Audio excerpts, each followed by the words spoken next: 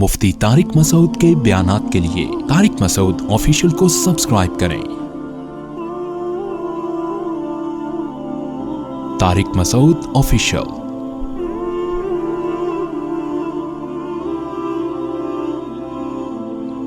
سورہ آل عمران کا شان نزول یہ ہے کہ اہل نجران کے عیسائی آئے تھے نبی صلی اللہ علیہ وسلم سے مناظرہ کرنے کے لیے، ان کے بڑے بڑے پادری تھے، عیسیٰ علیہ السلام کے بارے میں مناظرہ ہوا، آل عمران نازل ہوئی، اللہ نے بتایا کہ عیسیٰ علیہ السلام کی حیثیت کیا ہے، حضرت مریم کیا تھی، حضرت عمران جو حضرت مریم کے والد تھے وہ کیا تھے، پوری تفصیل اللہ نے بیان کی، اور حضرت عیسیٰ علیہ السلام کی حیثیت کو واضح کیا، وہ اللہ کے بندے تھے، اللہ کے بیٹے نہیں تھے۔ هو الذی یصورکم فی الارحام، تورات بھی اللہ نے نازل کی، انجیل بھی اللہ نے نازل کی، اور انزل التوراۃ والانجیل، یہ سب ہدایت کی کتابیں تھیں۔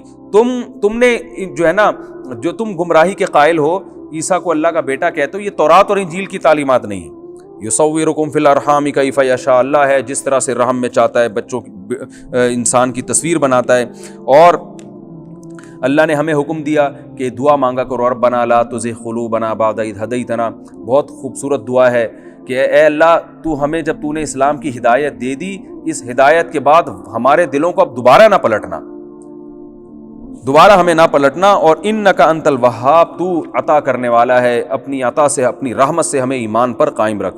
اس دعا کا معمول بنا لینا چاہیے۔ اللہ تعالیٰ نے اس صورت میں یہ بھی اعلان کیا، ان الدین عند اللہ الاسلام، دین اللہ کی نظر میں صرف اور صرف اسلام ہی ہے، اسلام کے علاوہ کوئی اور دین قابل قبول نہیں ہے، یہ بھی اعلان کیا اللہ نے۔ اور اللہ تعالیٰ نے اس میں یہ بھی حکم دیا کہ مومنین کو چھوڑ کر کافروں کو اپنا رازدار مت بناؤ۔ پھر اللہ نے یہ بھی بتایا، ان اللہ اصطفیٰ آدم ونوحا وآل ابراہیم وآل عمران علی العالمین، آدم علیہ السلام، نوح علیہ السلام، ابراہیم علیہ السلام اور آل عمران کو اللہ نے تمام جہان والوں پر فضیلت دی ہے۔ پھر اللہ نے حضرت مریم کی پیدائش کا واقعہ بیان کیا، حضرت عمران کی زوجہ نے منت مانی، اے اللہ میرے بچہ پیدا ہوگا مسجد اقصیٰ کی خدمت کے لیے وقف کر دوں گی، لیکن بیٹے کے بجائے بیٹی پیدا ہوتی ہے۔ انہوں نے کہا یہ تو بیٹی ہے، یہ کیسے خدمت کرے گی؟ اللہ کو معلوم تھا کہ اس بیٹی کے بطن سے ایک پیغمبر عیسیٰ ابن مریم کو پیدا کروں گا۔ بہرحال حضرت مریم کی کفالت حضرت مریم کے خالو زکریا علیہ السلام نے کی۔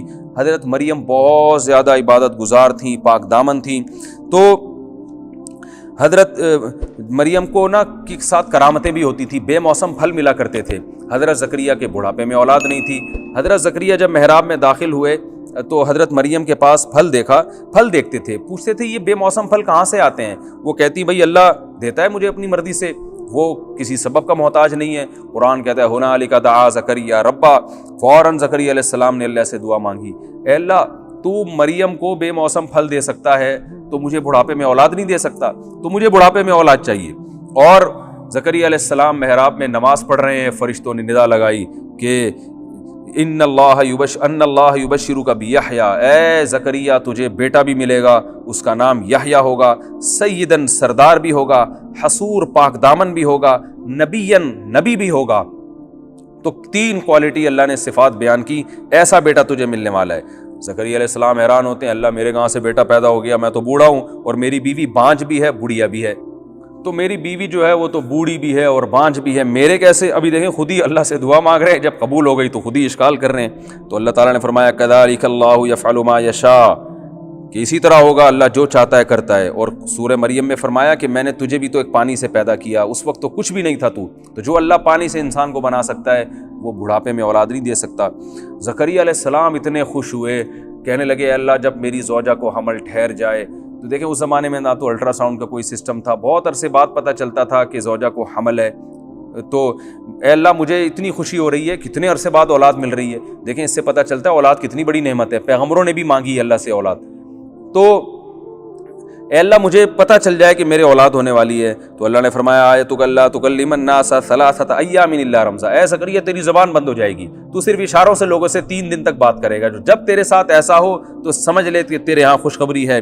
واذکر ربک کثیرا وسبح بالعشی والابکار۔ پھر اللہ نے دوبارہ حضرت مریم کا بیان کیا کہ مریم علیہ السلام جو تھی ان کو فرشتوں نے آ کے بتایا، یہ الہام ہوتا ہے جو غیر پیغمبر پر بھی ہوتا ہے، کہ فرشتوں نے آ کے بتایا اے مریم اللہ نے تجھے منتخب کر لیا ہے، وطہرہ کی تجھے پاکیزہ بنایا ہے، واصطفیٰ کی علی نساء العالمین تمام جہان کی عورتوں میں اللہ نے تجھے منتخب کیا، وقنوتی لربی کی تو نے اپنے رب کی اطاعت کرنی ہے۔ دیکھیں عورت اللہ کی نظر میں بڑی بننا چاہتی ہے تو آج بھی اس کو یہ صفات اپنے اندر پیدا کرنی پڑیں گی۔ واسجدی ورکعی اور سجدہ کر، رکوع کرنے والوں کے ساتھ، یعنی جیسے دوسرے لوگ رکوع کرتے ہیں تو بھی رکوع کر، تو بھی نماز پڑھ۔ تو نماز کے ذریعے انسان اللہ کا قرب حاصل کرتا ہے۔ اس کے بعد اللہ فرماتے ہیں ہم نے مریم سے کہا کہ فرشتوں نے مریم سے کہا یا مریم ان اللہ یبشرک بکلمۃ منہ، اے مریم اللہ تجھے خوشخبری دیتا ہے ایک کلمے کی۔ کلمے کا مطلب اللہ کے کلمے سے وہ پیدا ہوں گے، اللہ کے کلام کن کی طاقت سے پیدا ہوں گے، باپ کے بغیر، اس لیے حضرت عیسیٰ کو کلمۃ اللہ کہا جاتا ہے۔ اسمہ المسیح، جن کا نام مسیح ہوگا، عیسیٰ ابن مریم، وہ عیسیٰ ہوں گے ابن مریم ہوں گے، وجیہن فی الدنیا والآخرہ، دنیا میں بھی ان کو عزت دوں گا، آخرت میں بھی ان کو عزت دوں گا، ومن المقربین، میرے قرب والوں میں سے ہوں گے۔ اب حضرت مریم پریشان ہے کہ نہ صرف یہ کہ بغیر شوہر کے بچے کی خوشخبری مل رہی ہے، بلکہ بچے کی یہ صفات بھی ہیں، ان کا نام بھی بتایا جا رہا ہے، اور اللہ نے بتایا وَيُكَلِّمُ النَّاسَ فِي الْمَهْدِ وَكَهْلًا، ماں کی گود میں بھی وہ لوگوں سے ہم کلام ہوگا، ماں کی گود میں باتیں کرے گا وہ، اور ادھیڑ عمر میں بھی باتیں کرے گا۔ حضرت عیسیٰ علیہ السلام کو عیسائیوں سے آپ پوچھیں وہ بتائیں گے کہ ادھیڑ عمر میں پہنچنے سے پہلے ہی اللہ نے آسمانوں پہ اٹھا لیا۔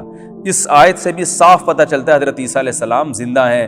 اگر وہ قرب قیامت میں نازل نہ ہونا ہوتا تو پھر یہ آیت معاذ اللہ جھوٹی ہو جائے گی، غلط ہو جائے گی معاذ اللہ۔ اس لیے اللہ نے فرمایا کہ اب دیکھیں ویسے بھی معجزے کے طور پر ذکر ہو رہا ہے نا کہ عیسیٰ ابن مریم ماں کی گود میں بھی اللہ سے کلام کریں گے، ادھیڑ عمر میں بھی۔ تو ماں کی گود میں کلام کرنا تو سمجھ میں آتا ہے کہ یہ معجزہ ہے، ادھیڑ عمر میں کلام کرنے کی کیا بتانے کی کیا ضرورت ہے، وہ تو سبھی کلام کرتے ہیں۔ تو اس سے پتہ چلتا ہے کہ یہ بطور معجزے کے ادھیڑ عمر میں کلام کریں گے، اس لیے معجزہ ہے کہ ادھیڑ عمر میں پہنچنے سے پہلے آپ آسمانوں پہ چلے گئے، پھر پتہ نہیں کتنے ہزار سال کے بعد زمین پہ آ کے ادھیڑ عمر کو پہنچیں گے اور لوگوں سے کلام کریں گے۔ تو یہ حضرت عیسیٰ کے حق میں بہت بڑا معجزہ ہے، اس لیے اللہ فرماتے ہیں کہ یہ عام آدمی تو ادھیڑ عمر میں کلام کرتا ہے، لیکن عیسیٰ کا ادھیڑ عمر میں کلام کرنا یہ ایک میری بہت بڑی نشانی ہے جس کی میں تجھے خوشخبری دے رہا ہوں۔ قالت ربی انا یکون لی ولد، میرے کیسے اولاد ہو جائے گی، ولم یمسسنی بشر، مجھے تو کسی انسان نے چھوا نہیں ہے۔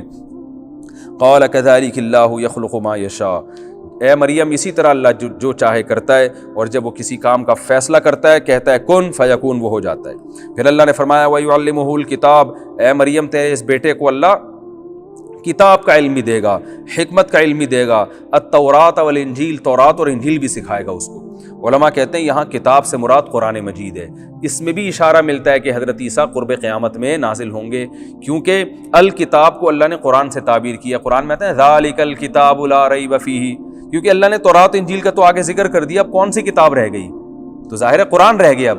تو حضرت عیسیٰ کو قرآن بھی سکھایا جائے گا کیونکہ وہ اس امت میں نازل ہوں گے اور پھر قرآن کے مطابق فیصلے کریں گے، کیونکہ جب نازل ہوں گے تو اسلام کو فالو کریں گے وہ۔ وَرَسُولًا إِلَىٰ بَنِي إِسْرَائِيلَ، اور أَخْلُقُ لَكُم مِّنَ الطِّينِ كَهَيْئَةِ الطَّيْرِ، میں ان کو سکھاؤں گا، وہ لوگوں سے کیا کہیں گے، پرندہ بنا کے اس میں پھونک ماریں گے، اور فَيَكُونُ طَيْرًا بِإِذْنِ اللَّهِ، ایسے ایسے معجزے اللہ بتا رہے ہیں کہ یہ ہوگے تیرے بیٹے کے ہاتھ میں، تو گھبرا نہیں، میں تیری پاک دامنی کو تیرے بیٹے کے ذریعے بیان کروں گا۔ فَيَكُونُ طَيْرًا بِإِذْنِ اللَّهِ، وہ پرندہ اللہ کے حکم سے صحیح کا پرندہ بن کے اڑنے لگے گا۔ اور أُبْرِئُ الْأَكْمَحَ وَالْأَبْرَصَ وَأُحْيِي الْمَوْتَى، برس کے مریض کو، مادرزاد نابینا کو اس کے ذریعے شفا ملے گی، اور مردوں کو زندہ کریں گے اللہ کے حکم سے، اور بہت ساری معجزے ہوں گے۔ مُصَدِّقًا لِمَا بَيْنَ يَدَيَّ مِنَ التَّوْرَاةِ، تورات کی تصدیق کریں گے۔ یہ سارے احکام اللہ نے بتائے کہ اے مریم میں تیرے بیٹے کو دوں گا۔ اللہ فرماتے ہیں پھر مریم نے، حضرت عیسیٰ جب جوان ہوئے، لوگوں کو تبلیغ کی، تو لوگوں سے کہا، یہودیوں سے آپ کو خطرہ ہوا، تو حضرت عیسیٰ نے کہا من انصاری الی اللہ، کون ہے جو میری مدد کرے گا؟ قال الحواریون نحن انصار اللہ، تو حواری جو حضرت عیسیٰ کے صحابہ تھے وہ کھڑے ہو گئے، انہوں نے کہا ہم آپ کی مدد کریں گے۔ ربنا آمنا بما انزلتا، اور کہنے لگے اللہ ہم تجھ پر ایمان لاتے ہیں۔ ومکروا ومکر اللہ، یہودیوں نے مکر کیا اور اللہ نے بھی ان کے مکر کا جواب دیا۔ کیسے؟ اذ قال اللہ یا عیسیٰ، جب یہودیوں نے حضرت عیسیٰ کو قتل کرنے کا پورا ارادہ کر لیا تو اللہ نے حضرت عیسیٰ کو کہا یا عیسیٰ، اے عیسیٰ، انی متوفیکا، میں تجھے پورا وصول کر لوں گا، ورافعک، یاد رکھیں متوفی کا معنی موت دینا بھی آتا ہے، وصول کرنا بھی آتا ہے۔ یہ جو پروفیسر غامدی صاحب نے اس کا ترجمہ کیا نا موت سے، تو یہ یہ یقینی ترجمہ نہیں ہے، قرآن میں توفا دونوں معنی میں استعمال ہوا ہے، اس میں میں چونکہ کلپ ریکارڈ کروا چکا ہوں اس لیے میں ابھی اس کی تفصیل میں نہیں جاؤں گا۔ تو یہاں متوفی جو ہے نا یہ موت کے معنی میں نہیں ہے، یہ وصول کرنے کے معنی میں ہے۔ اس کی دلیل آگے ہی آ رہی ہے، یا عیسیٰ انی متوفیک ورافعک الیہ، کہ میں تجھے اپنی طرف اٹھا لوں گا۔ تو واو تفسیری ہے، رافعک الیہ صاف لفظوں میں بتا رہا ہے کہ متوفی کا معنی موت دینا نہیں ہے بلکہ اپنی طرف اٹھانا ہے۔ یہ اللہ نے واو کے بعد رافعک الیہ اسی لیے کہا کہ جناب پروفیسر غامدی جیسے لوگ اس آیت سے لوگوں کو مغالطے میں نہ ڈال دیں۔ میں دوبارہ آیت کا ترجمہ کرتا ہوں، یا عیسیٰ، اے عیسیٰ، انی متوفی کا، میں تجھے وصول کروں گا، ورافعک الیہ، اور تجھے اپنی طرف اٹھا لوں گا۔ اگر میرے بھائی موت دے کے وفات ہی دینی تھی تو اپنی طرف اٹھانے کی پھر کیا ضرورت تھی؟ اور آگے آیت سے اور ثابت ہوتا ہے کہ زندہ آسمانوں پر اٹھایا گیا، موت نہیں دی۔ وَمُطَهِّرُكَ مِنَ الَّذِينَ كَفَرُوا، تجھے کافروں سے بچا لوں گا۔ اب آپ بتائیں اگر حضرت عیسیٰ کو موت ہی دینی تھی تو بچے، یا وہ تو پھر بچے ہی نہیں نا، ان کو تو کافروں نے شہید کر دیا ان کو۔ تو مُطَهِّرُكَ مِنَ الَّذِينَ كَفَرُوا، اور میں تجھے پاک کر دوں گا، یعنی بچا لوں گا ان لوگوں سے جو کافر ہیں، ان سے میں تجھے بچا لوں گا۔ اور قرآن میں دوسرے مقام پر اس مضمون کو اور زیادہ اہتمام سے بیان کیا ہے۔ چونکہ ابھی میرا یہ ٹاپک نہیں ہے کہ غامدی صاحب کے نظریے پہ رد کرنا، اس لیے میں ابھی اس کو سرسری طور پہ بیان کر رہا ہوں۔ یہ میں اس لیے کہہ رہا ہوں پھر فوراً شارٹ کلپ آ جاتے ہیں اور لوگ جو ہے نا آدھے دلائل سنتے ہیں آدھے نہیں سنتے، تو پھر وہ ایک تماشا کھڑا ہو جاتا ہے کہ وَجَاعِلُ الَّذِينَ اتَّبَعُوكَ فَوْقَ الَّذِينَ كَفَرُوا إِلَىٰ يَوْمِ الْقِيَامَةِ، اور آپ کے فالوورز کو کافروں پر قیامت تک کے لیے غالب کر دوں گا۔ جو بھی یعنی آپ کو فالو کرے گا تو حجت کی دنیا میں بھی وہ تمام لوگوں پر غالب آئے گا، اور وہ اگر اللہ کے حکام کو فالو کرے گا تو ظاہری اسباب میں بھی تمام امتوں پر غالب آ جائے گا۔ تو جب عیسائیوں نے حضرت عیسیٰ کو فالو کیا تو عیسائیوں کی حکومتیں بھی تھی اور ان کا دین بھی غالب تھا۔ جب عیسائیوں نے حضرت عیسیٰ کو چھوڑ دیا تو پھر اللہ نے اسلام کی خلافتیں قائم کی، اور ایسی قائم کی کہ پھر اس کے بعد مذہبی خلافتیں آج تک قائم نہیں ہو سکی۔ آج عیسائیوں کے کنٹری تو ہیں لیکن وہ مذہبی ریاستیں نہیں ہیں، جبکہ مسلمانوں کی پوری ریاستیں مذہبی ہیں۔ تو اس لیے آج بھی مذہب کے لحاظ سے اسلام الحمدللہ غالب ہے، چونکہ حضرت عیسیٰ کو فالو کرنے والے مسلمان ہیں، عیسائی حضرت عیسیٰ کو فالو نہیں کر رہے۔ آج بھی جتنا مسلمان حضرت عیسیٰ کو فالو کرتے ہیں اتنا عیسائی فالو نہیں کرتے۔ آگے اللہ نے عیسائیوں سے خطاب کیا، ان مثل عیسیٰ عند اللہ کمثل آدم، اے عیسائیوں تم کیسے کہتے ہو کہ عیسیٰ باپ کے بغیر پیدا ہوئے تو اللہ کے بیٹے ہیں؟